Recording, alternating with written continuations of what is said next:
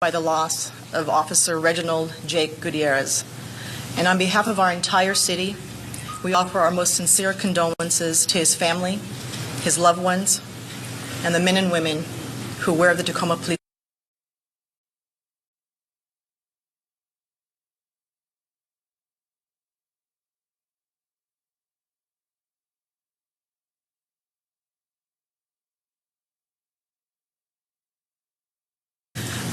Ever since this happened and we got the news, there's something that I've witnessed in this community, an outpouring of love and support for our police officers and their families. A desire for people to want to show their respect and gratitude to our police department and all of those who work every day to serve and to protect us. This city is now united, and we are resilient. And there are many people who really want to show their love and support. So there are a few events happening tonight that will allow people to do just that.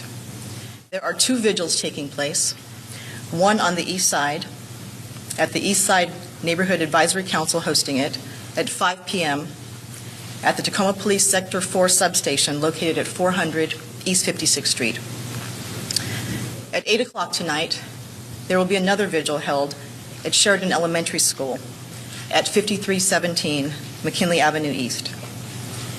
And then anyone who would like to show their support to the family another way can make a contribution to the Officer Jake Gutierrez Memorial Fund through Wells Fargo Bank.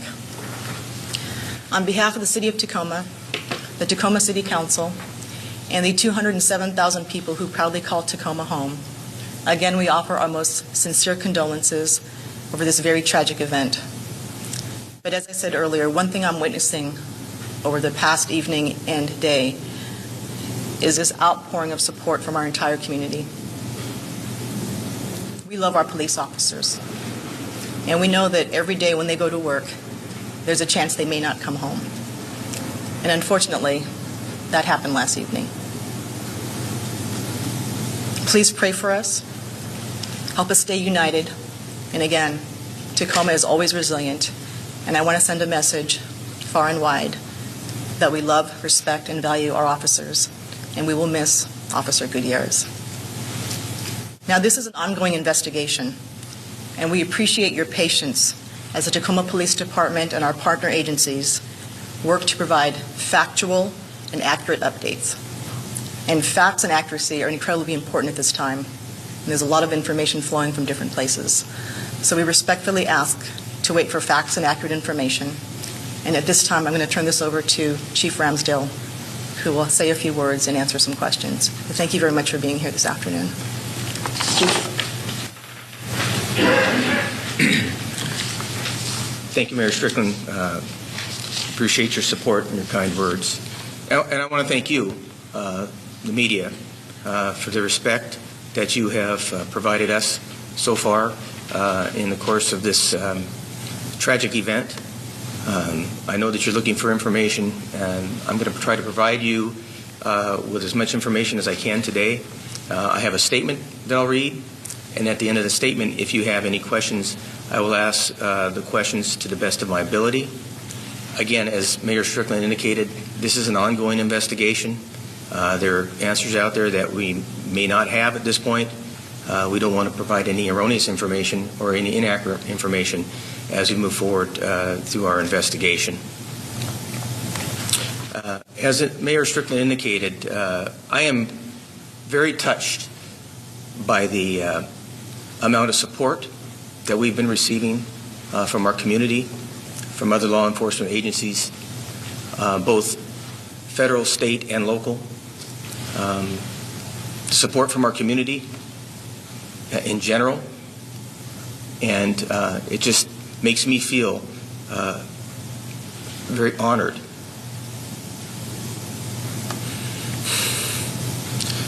to be a Tacoma police officer.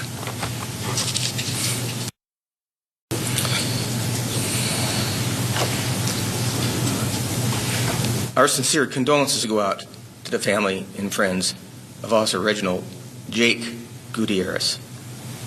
The Tacoma Police Department, the law enforcement community, and the citizens of Tacoma that he so proudly served selflessly and with dedication I had the privilege I've worked around Officer Gutierrez his entire career. He is a model police officer. He's highly dedicated to his profession. He's highly dedicated to his community. And he demonstrated that every day that he came to work. Again, we appreciate the outpouring of support by our law enforcement community, our medical professionals, particularly at Tacoma General Hospital, the men and women of the Tacoma Fire Department, our great partners in the fire industry here, and the outpouring of support that we've received from our community members. As Mayor Strickland indicated, she has ordered that our flags in the city be lowered to half-staff for the gratitude of our fallen officer. During the late afternoon hours of November 30th, our animal control officers were dispatched near the residence on the east side of our city to address an issue involving an injured dog. Outside the residence, within the immediate area, the suspect's wife approached our animal control officers and indicated that she had been locked out of her home by her husband, who also took her phone. Animal control officers then requested assistance by Tacoma Police Patrol officers.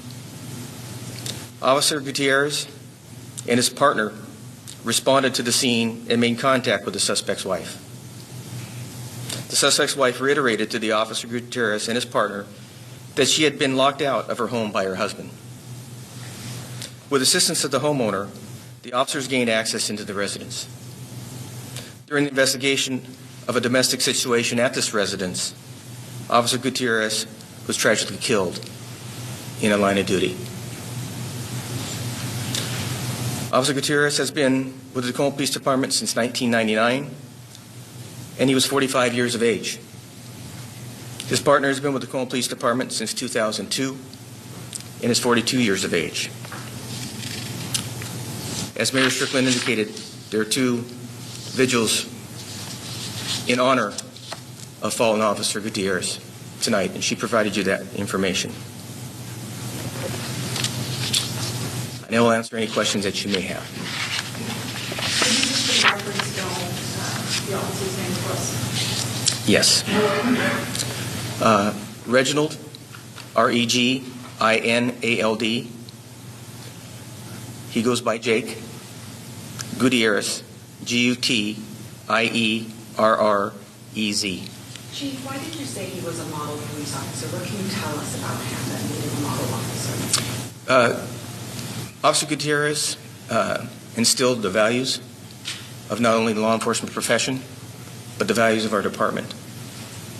He was highly respected in that area. He was a team player. He had a great deal of integrity. He served the citizens in the highest capacity. He was respectful not only to our community, but to the members of our department and others that he worked with. Is there any message you can share with us that you relate to your officers as they go about continuing to do their work today? This profession that we're in, every day we want to come home at the end of our shift. That's the goal that we have. And the way that we do that is to go out and do the job in the best way that we can, in the safest way that we can. And as we know, even how safe you think you are when you're out on the streets or when you're investing in a particular crime, there's danger.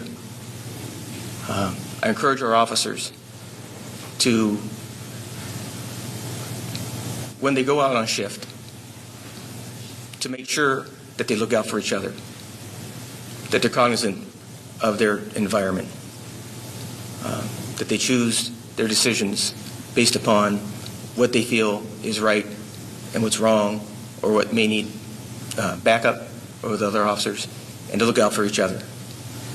Could you mention how fortunate you are that the children were rescued? The details you can give. It sounds like one was taken out first, and then the suspect was shot, and the second child was rescued. Yes, sir. Later, throughout the course of investigation, we handed over the tactical operation to the Pierce County Sheriff's Department, relieving our officers, SWAT team officers there.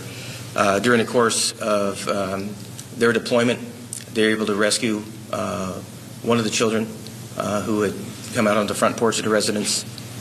And then subsequently, as they engaged the suspect in the house, was able to recover the other child in the residence. We're very thankful of that. Obviously, there was a lot of information out there that indicated that, well, we didn't know if there was children in the house, if they were safe. But in the end, as it turns out, there were 2 children in the house. We were able to make sure that they were recovered safely. Did he release the first child? To my knowledge, no, he did not. But there again, that would be a question you would have to ask Pierce County Sheriff's Department.